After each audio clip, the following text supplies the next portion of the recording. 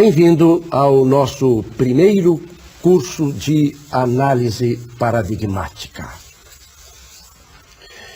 Não sei se você já observou que uma parte substancial dos conhecimentos nos trouxeram uma grande dose de progresso, que melhoraram sensivelmente o nosso bem-estar cotidiano. Só lembrando rapidamente alguns feitos. O homem, recentemente, pôs um artefato em Marte. Dominamos razoavelmente a clonagem, o mapeamento dos axiomas. E se você olhar ao seu redor e prestar atenção, estamos participando de uma aula no mundo virtual. Observe o que há em comum em todos os ramos do conhecimento que nos trouxeram essa grande dose de bem-estar e conforto. Todos esses conhecimentos abominaram, trocaram, aposentaram o velho paradigma mecano-pacifista. Ao passo que as ciências que ainda não abandonaram o velho paradigma mecanicista, basicamente não trouxeram nenhum grau de conforto substancial para a nossa civilização. Só para citar um exemplo bastante conhecido, é comum você, quando fala com psicoterapeutas, tomar conhecimento que, às vezes, a pessoa com uma coisa até simples, como, por exemplo, uma fobia, uma depressão, fica anos e anos debaixo de psicoterapia sem nenhum resultado palpável.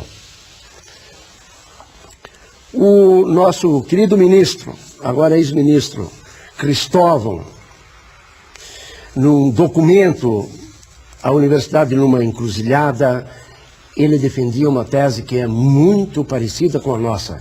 Diplomas têm que ter prazo de validade. Sim, senhor. Principalmente num mundo em elevado grau de mudança, como o mundo em que hoje vivemos. Impressionante é você observar que a questão da mudança passa pela questão dos paradigmas. E a questão dos paradigmas passa por uma cadeira que talvez você até desconheça, cadeira de análise paradigmática. Paradigma é algo tão importante que na Guerra Fria, paradigma era cadeira obrigatória dos altos comandos militares, da OTAN e da KGB. Eles sabiam que se eventualmente o inimigo quebrasse o paradigma, fizesse uma revolução de paradigma, certamente venceria a guerra. Terminada a Guerra Fria, a cadeira de análise paradigmática migrou para os altos escalões executivos das poderosas multinacionais. Veja o poderio dessas multinacionais e entenda por que elas realmente são tão poderosas. Porque elas treinam seus executivos continuamente com o domínio da questão paradigmática. Isto posto, você deve até se perguntar a si próprio, ao reitor da sua universidade, ao diretor do seu curso: por que então eu não tenho no meu curso universitário? Por que está ausente das grades curriculares brasileiras a cadeira de análise paradigmática? As razões são muitas. Eu vou aqui desfilar apenas 4 razões. A primeira razão é que Thomas Kuhn, se não eu, procure ler o livro dele, A Estrutura das Revoluções Científicas. Thomas Kuhn fez uma espécie de CPI da ciência. Ele claramente dessacralizou a atividade de produzir conhecimento científico. Veja, essa frase que você está vendo agora na telinha aqui do nosso lado é de Thomas Kuhn. Cientistas muitas vezes agem mais interessados em impedir o progresso do que em promovê-lo. Se é a primeira vez que você ouve esse pensamento de Thomas Kuhn, comece a pesquisar. E você vai ver no seu ramo de conhecimento, você vai ver isso acontecendo hoje. É só ficar antenado. Olha uma outra razão importante. Presta atenção. A imagem do cientista como um semideus dotado de qualidades sobre-humanas é alimentada pela ausência da cadeira de análise paradigmática nas universidades. Como o curso de noergologia tem essa cadeira, a formação de cientistas deixa de ser impossível para tornar-se exigível. Afinal, produzir ciência é uma modalidade de trabalho intelectual que exige duas condições básicas: pesquisar e criar teorias e praxis vinculadas ao paradigma e obedientes ao rigor da metodologia científica, incluindo a replicabilidade. Eu acho que agora você está começando a entender por que a cadeira de análise paradigmática não habita nossas grades curriculares. Thomas Kuhn disse uma coisa muito simples. Ciência é uma atividade humana. Os cientistas gozavam daquele prestígio de que teriam poderes especiais. Não. São trabalhadores extremamente devotados ao que fazem. É também de Thomas Kuhn o pensamento que você está vendo aqui na tela ao lado. Presta atenção no que diz Thomas Kuhn. O cientista normal é um perito na solução de quebra-cabeças cujo desfecho o paradigma já antecipou. Sua atividade consiste basicamente em alcançar o antecipado de uma nova maneira. Estamos começando a aprender a importância da cadeira de análise paradigmática na sua vida, na nossa vida. E temos que lutar para que essa cadeira venha fazer parte das nossas grades curriculares universitárias.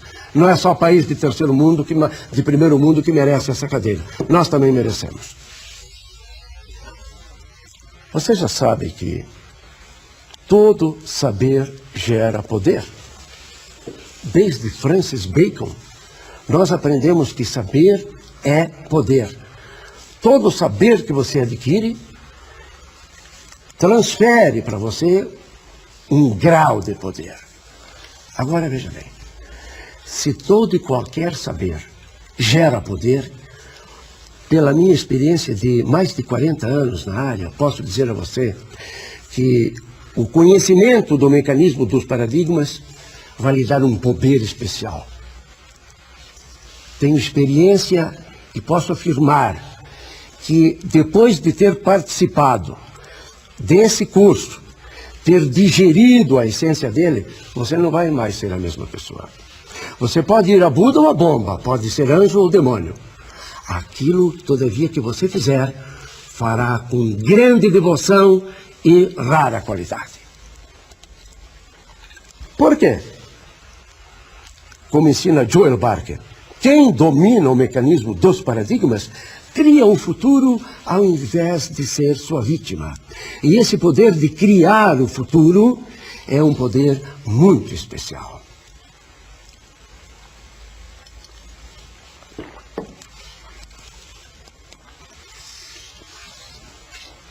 O que é, então, paradigma? Eu gosto muito de comparar paradigma com disco voador. Todo mundo fala, nunca vi uma palavra tão usada, e basicamente ninguém entende.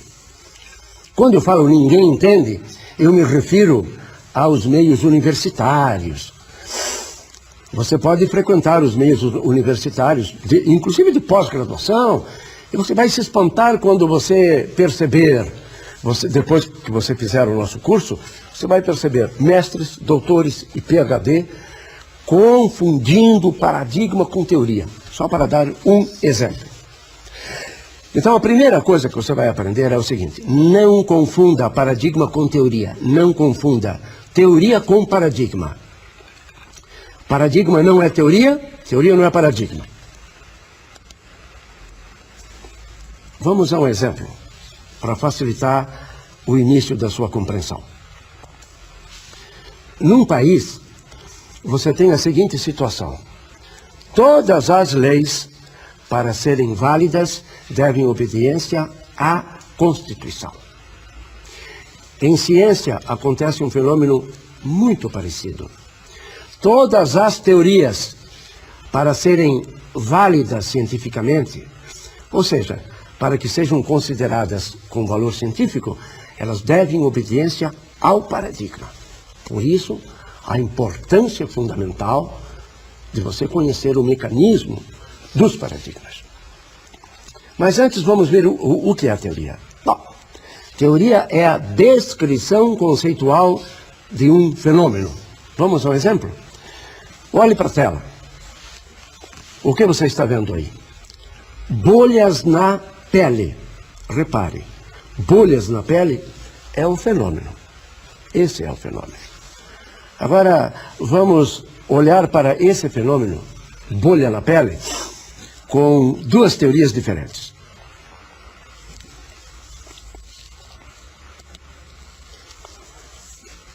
Do lado esquerdo, você está vendo a teoria da bruxaria. A teoria da bruxaria dizia que aquelas bolhas na pele eram marcas deixadas por uma categoria especial de demônios chamados íncubos. Então, os que adotavam a teoria demogênica da varíola adotavam algumas praxes. O que são praxes?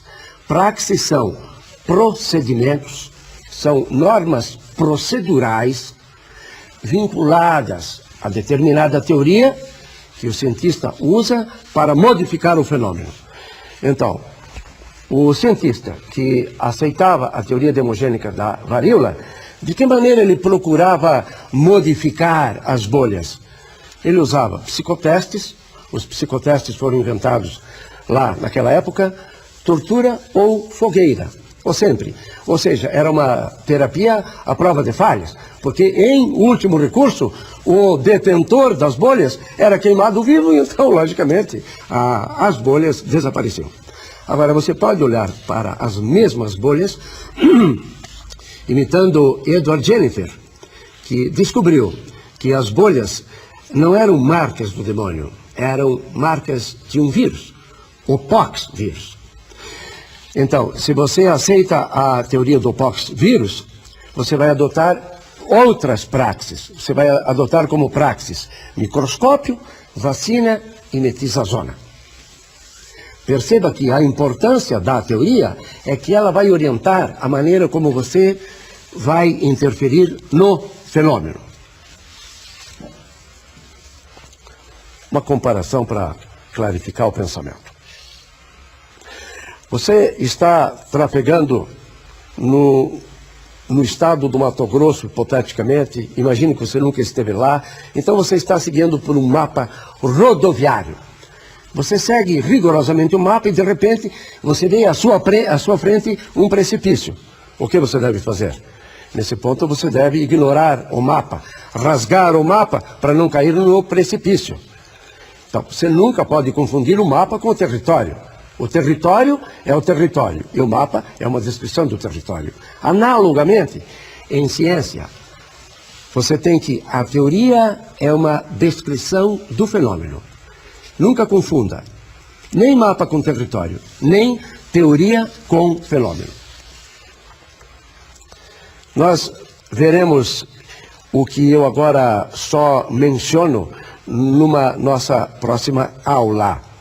Mas está lembrado, há poucos minutos atrás, aquela frase de Thomas Kuhn, os cientistas muitas vezes são contra o Congresso, contra o progresso, desculpe. Quando Edward Jennifer descobriu a varíola, imagine quem foi que desencadeou uma campanha de perseguição a ele. Foi a Associação Médica de Filadélfia. Foram os doutores impedindo o progresso.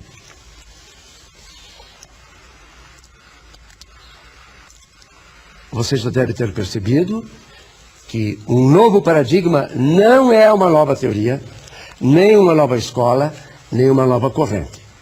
E claramente espero que você tenha compreendido o que é fenômeno, o que é teoria, o que são praxes. Você tem o privilégio de estar assistindo uma aula virtual. Você pode assisti-la de novo, para tirar qualquer dúvida. Mas até agora nós não vimos o que é paradigma.